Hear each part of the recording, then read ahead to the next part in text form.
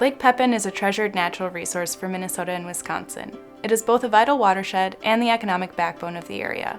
But Lake Pepin is severely threatened by pollutants, primarily excess sediment and nutrients flowing downstream from the Minnesota River basin. Both sediment and nutrients are influenced by the rate of flow in the Minnesota River. Sediment, caused by eroding land, is not only affected by the volume and force of water flowing over the landscape, but also by the soil structure across the basin. While there are several land management practices used to slow erosion, such as planting buffer strips and utilizing conservation drainage practices, the solution that works best in one location is not always sufficient in another. The Lake Pepin Legacy Alliance has created a local resource management scorecard to provide a forum to compare conditions across counties and to share information on successful conservation projects in the Minnesota River Basin. Having a website that collects county data throughout the state is very valuable, simply because counties share information all of the time. And the easier we make it to share that information, the more it will be shared. Every county does it a little bit different. Our total program won't work in another county, but parts of it might. And the same thing goes the other direction. A benefit I would see from a website that deals with redetermination of benefits in particular is some citizens or citizen groups might go, why is our county not doing this? And the other neighboring counties are.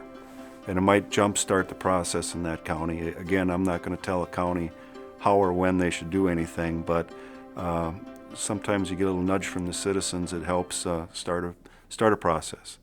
Our scorecard consists of 10 categories which provide a comprehensive outline of the local conditions and projects affecting soil loss in each county.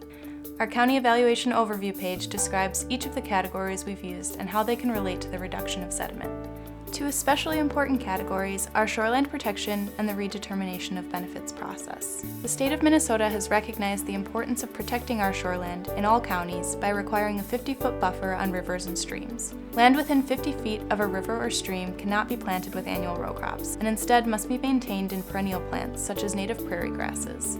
These vegetative buffers are designed to filter out nutrients and loose soil from surface runoff, while also maintaining the stability of the stream banks through strong root systems. The redetermination of benefits is a reassessment of payments and benefits of land draining into a drainage system, such as a public ditch. Benefits and corresponding payments were determined in many cases as much as 100 years ago. The updates needed in these ditch systems will not only increase the equity of payments, but will also benefit soil conservation. Minnesota requires a 16.5-foot buffer of vegetation on all public ditches that have gone through this process. Similar to the benefit of perennial vegetation with the 50-foot shoreland rule, a buffer of native grasses on public ditches strengthens banks, filters out nutrients and loose soil, and further still, it lessens the impact on the ditch system, lowering maintenance costs. Some counties are hesitant to initiate this process, fearing pushback from farmers who don't want to take land out of production in order to establish the 16.5-foot buffer.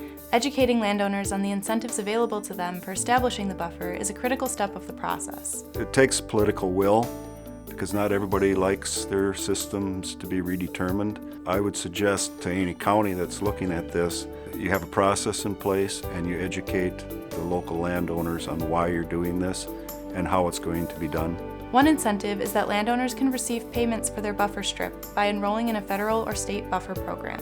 You can find a link to the Minnesota Department of Agriculture's Conservation Funding Guide on our website that details these payments. For buffer strip programs, there are several options. In my particular open ditch, I have two. One is the county best management practice program, which allows haying. The other is the continuous CRP program, which is a federal program, which doesn't.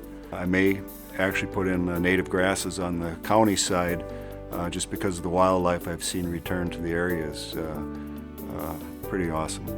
It is better for the ditch stability, so it's better for the ditch system. It's better for the water quality. It stops the water from running in. The wind erosion, it stops the dirt before it gets in there. So it's really a good idea. On our website, users can find information on their county or neighboring counties in two ways. A list of counties is included on our County Evaluation Overview page, or you can use our map on the scorecard homepage. The map not only allows you to access your county's profile, but it also shows users which watersheds overlap with their county. The farmers these days are pretty savvy on technology and they use it quite a bit, so we should tap into that resource. If they can go to a website and see what's going on, what order things are, what process things are being done in for redetermination of benefits, it's important for them to have that information The majority of the people that I encounter are good stewards of the land. Farmers especially believe in being good stewards. The people that own this land as recreational land believe in being good stewards. And I think that's as simple as it is. The Lake Pepin Legacy Alliance places a high priority on understanding the perspectives of both the counties and the individuals that we're working with. We hope that this website provides both a forum to share information as well as to create a dialogue around these important issues.